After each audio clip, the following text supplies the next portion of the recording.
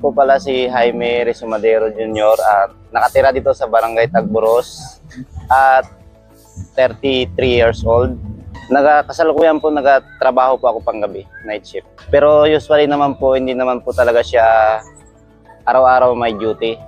Kasi nakabase po ang trabaho namin sa parcel.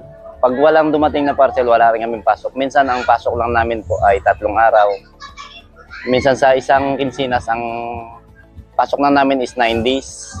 Nagpapasalamat po ako about sa ganitong programa ng DOLE na kahit papano nakatulong din sa amin. Nagpapasalamat din po ako sa programa ng gobyerno din kay President Bongbong Marcos din.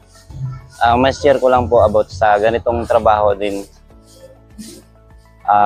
Sana po ay pagtiyagaan nyo po kasi maraming tao na naghahanap ng trabaho din. Ito po kasi isang opportunity po to sa akin na kahit ganito lang po ang trabaho, isang opportunity po na binigay sa akin ng gobyerno. Kaya maraming salamat po.